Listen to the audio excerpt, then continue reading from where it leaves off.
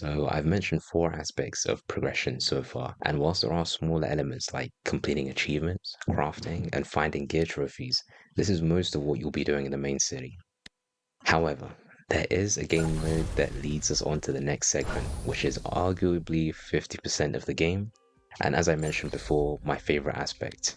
Of course, I'm talking about team battles.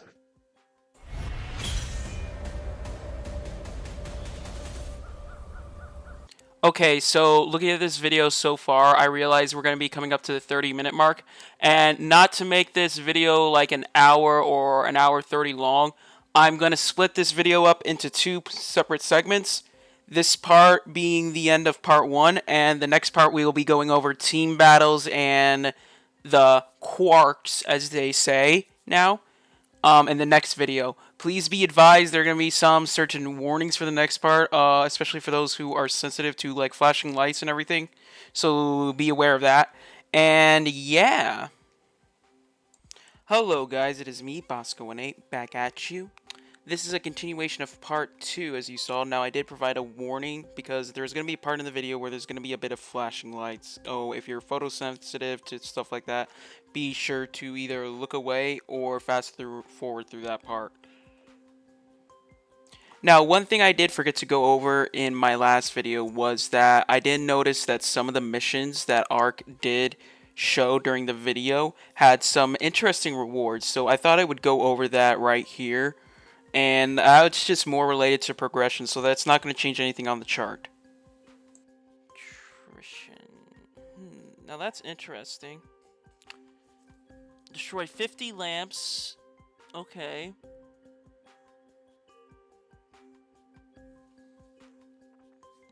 So that's interesting. So I see. Oh, okay, so the rewards you still do get spins, just not the modifiers.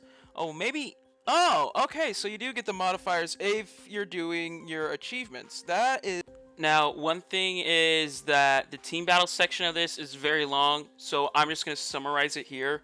Team battles is pretty much the same, but there are some key differences that Ark does go over, and that I do mention in my stream VOD. So I'm going to play clips from those, because overall, it's a bit the same, but it's also different.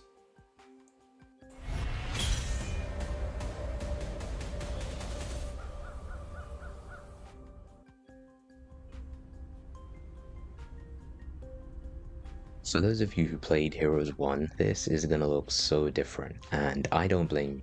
We have reimagined the mode to be something you can genuinely play for hours on end. Now, when you first enter, you'll be placed in a lobby, and can invite friends to join you, or alternatively, you can join their lobby. You need a team of 5 to start a match, but if you are a solo player or don't have a full squad, don't worry, the game will add you to other incomplete teams. Some of the customizables include the chair you're sitting on and the emote that's playing. After all, you'll want to look good at the end of a game when the spotlight's on you and you've just won MVP. Speaking of chairs and emotes, these are unlocked in the Battle Pass along. Okay, I think I go over this in my stream VOD and I'll play a clip of that, but myself, and this could be a hot take, I am not a big fan of battle passes. Now, they can be good if done right. If it's just customization and emotes, then yes, that will be very good. But if it's like, oh, you get this exclusive battle pass event, exclusive Quark, as they now say, then I don't know. I just hope it just sticks to the cosmetics and accessories. Now, first thing I noticed when Team Battles was brought up was Ark said Battle Pass. I think I said it in the stream, but the idea of a battle pass is okay if done correctly. Now, depending on what the battle pass looks like, and if it's just for cosmetics, that's fine with me. But if it's like, you need a battle pass to get like better rewards, better modifiers and everything, I don't know. That feels really shameful. And just really pushing the limit of like, I don't want to like be with other rewards. Season 1 of Team Battles will run for approximately 2 months, and there will be a future video which will explain the season and the Battle Pass in depth. But for now, let's actually get into a match.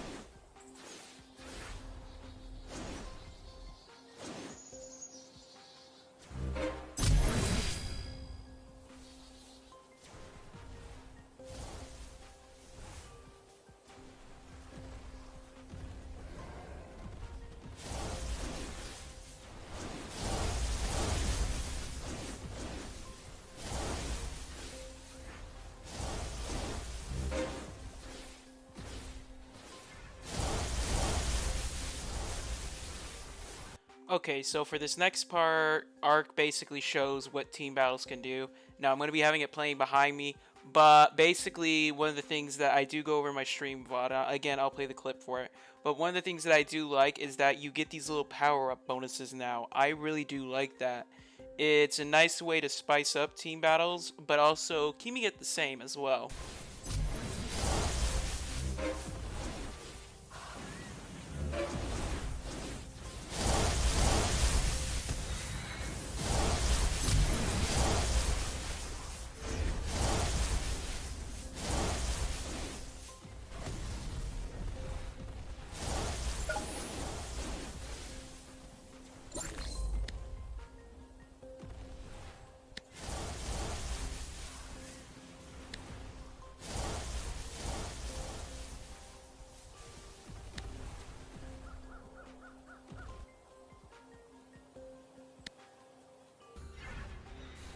Overall, I think I'm liking this. This looks really good.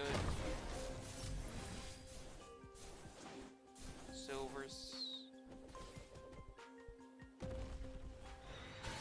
I'm really excited to see how Gigantism works, and it seems like it also, going off of that, you can see, I think that's Cosmic.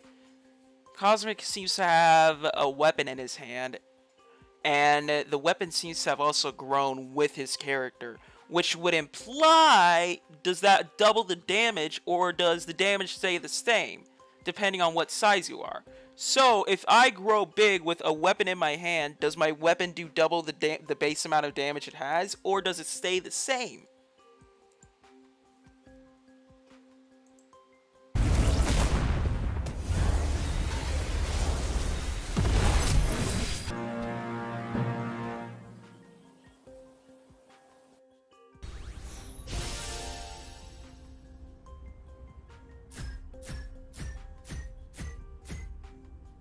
Alongside Quick Play, Team Battles also has a ranked mode that resets at the end of every season.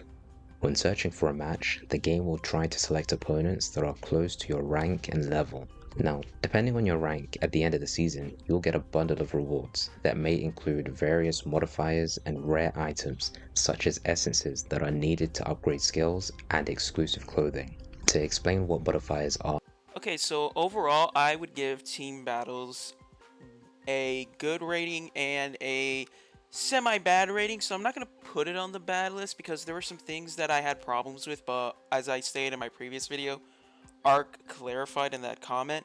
So overall, I would give Team Battles a good rating because it's basically the same with a few modifications here and there, but I think the only bad thing I don't like about it would most likely be the battle passes.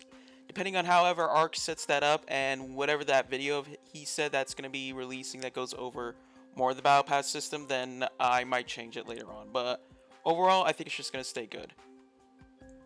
let's head to the next segment, which is all about quirks.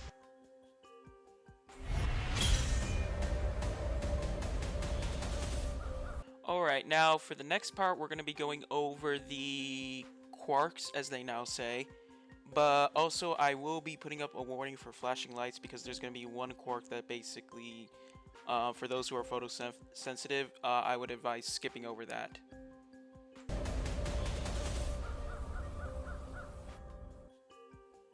Here are the quirks that will be available on release and a short preview of each one.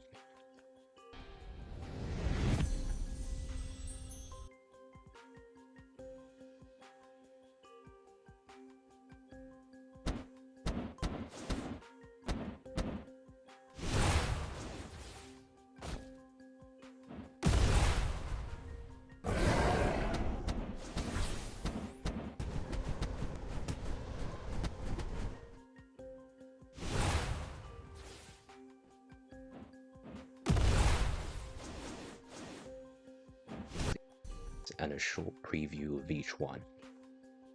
Now, I'm not going to go over Tail. Well, no, I'm not going to go over Brainwash because I can't watch that. I physically can't.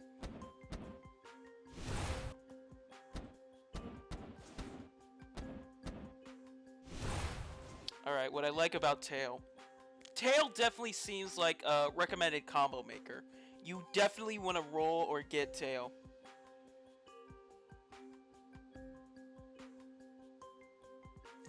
it seems that with tail, you can make a lot of combos happen, especially that knocking back. So what I'm saying here is that I like the Quark tail because it seems that it can be a combo extender. You can do a lot of combos with it. It seems like it would be one of those meta powers that you kind of want to have. It would seem like it would go well with other types of powers that are in the game. And I think if you're just starting out, it would be a very good thing to get. Okay, for this next part, this is where the warnings again going to be flashing lights. If you're sensitive to that, then please fast forward through this. Thank you.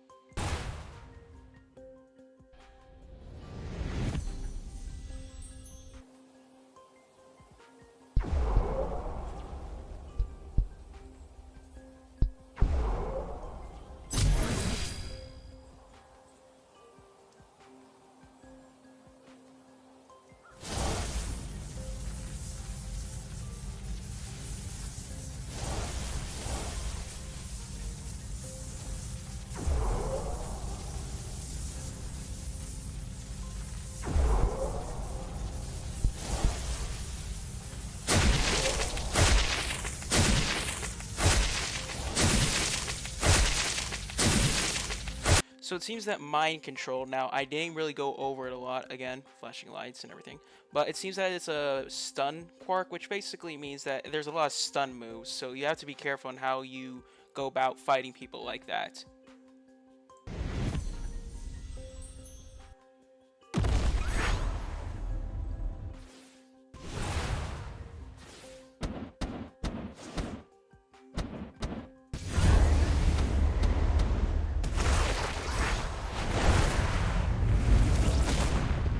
So I didn't go over this in my stream, but gravity, it looks really well done. It seems like a very good combo quirk. Like it seems like you can make a lot of combos and moves out of that one. Though I'd still say maybe that could be paired well with tail, but I think I'll make a separate video for how I rank these later on.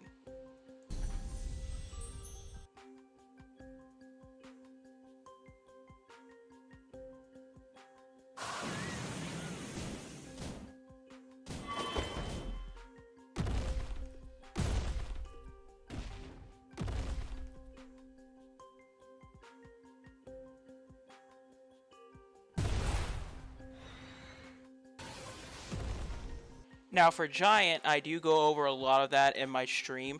I think it's a pretty cool Quark, as they say. It seems that your moves also increase. Now, depending on whether you do double the damage, that is all up to this, but it also seemed like your weapons also increase in size too. But it also seems like you have this sort of hardening ability, which is very interesting. While at the same time, you also have a reduction in speed, which does make sense. Giant.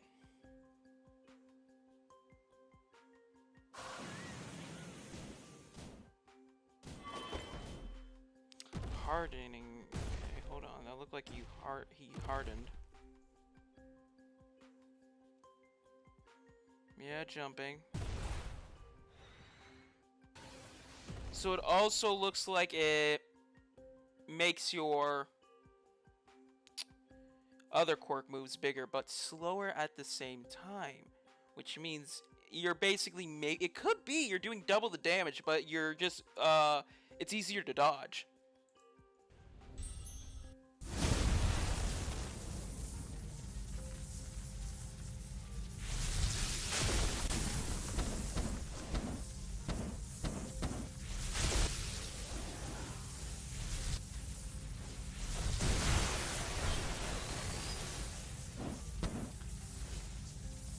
Now, as always, Shock, as it is called now, seems to be the most OP. It seems that you can do damage over time when you hit an enemy with your move, which, if so, is very, very, very good. I would suggest maybe getting that along with Tail when the game drops, because that seems to be the meta almost.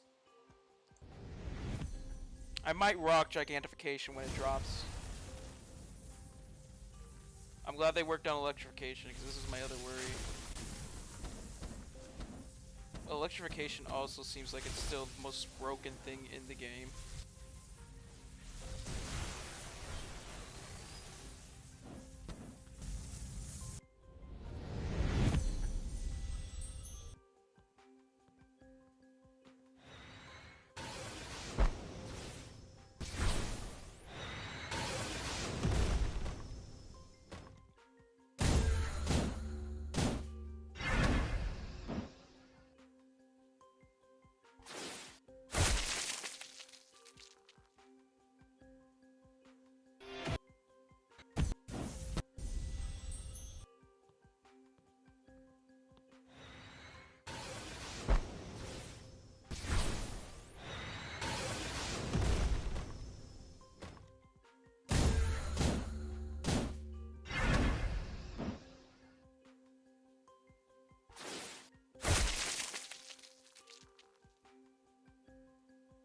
Now the next Quark they go over is copy. Now I didn't really have much to say on copy except for like one move on it. In my own opinion, it seems pretty, I don't want to say meh, but pretty neutral, It seems alright for what it can do, but I don't know if this is either All for Ones or that other guy who could copy Quarks, I guess, as they say now, because it's either the him or All for One, because it doesn't really seem like it's All for Ones. That might be the meta. Electrification and tail would go really well. Okay. Petrification copy. What is that about?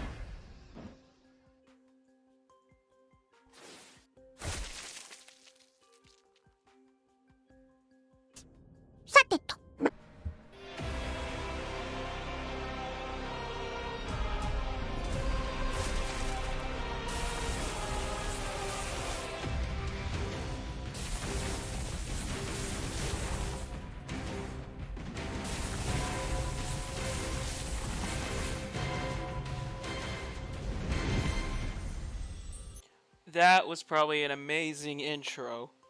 That was really cool. I love that. And the name is very funny. Now, I do go a bit of it into my discussion in my stream. Overall, it seems to be the same a bit as what we had in Heroes Online 1. There seem to be a bit of differences, but I can't really make a good judgment call until we see the full scope of what OFU can do.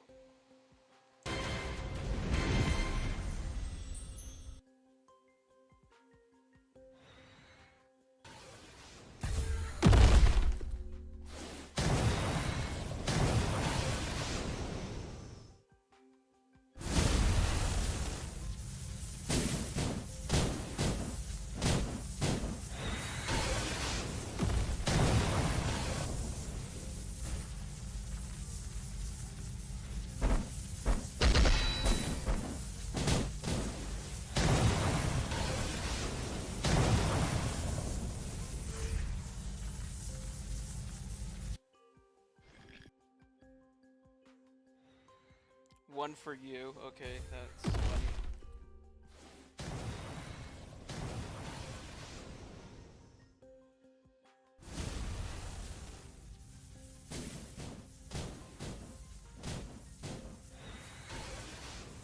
Oh, now that is cool. I like that a lot.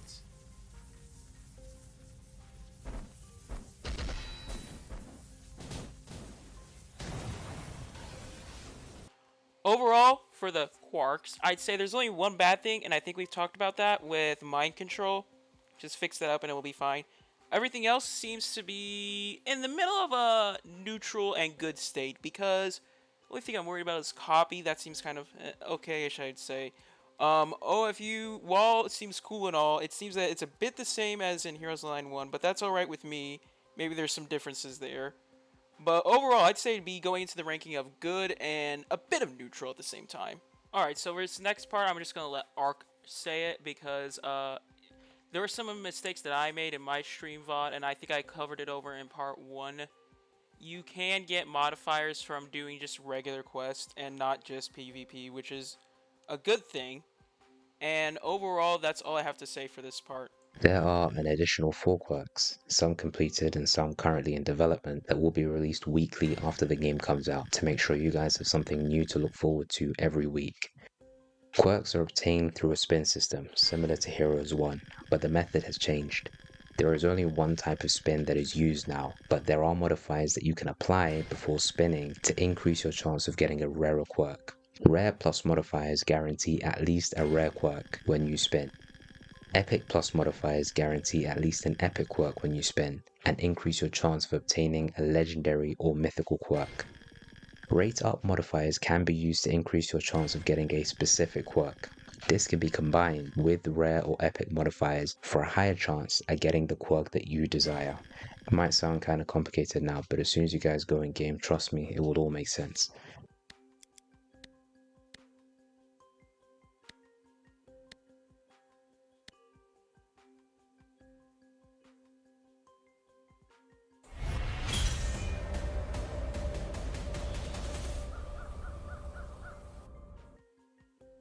The game will release as a paid access alpha and will cost 400 Robux to play. Similar to Heroes 1, there are plans to free release, but that won't be until summer 2025 at the earliest. If what you see piques your interest, start your Heroes 2 journey this September so you can make the most of the alpha stage and reap the rewards later. Heroes 1 alpha testers paid 25 Robux, and in return they received over 5,000 Robux worth of spins in codes alone, as well as permanent double XP. So let that be an insight into what lies in store for the alpha testers of Heroes Online 2. So here's our final ranking. If you have any questions, feel free to say it in the comments down below and I'll try to get back to you. And as always, my name is Bosco and I will see you all later. Bye! Be sure to leave a like, comment, and subscribe down below. And be sure to hit the bell to be more notified of more upcoming videos and streams as well. Bye!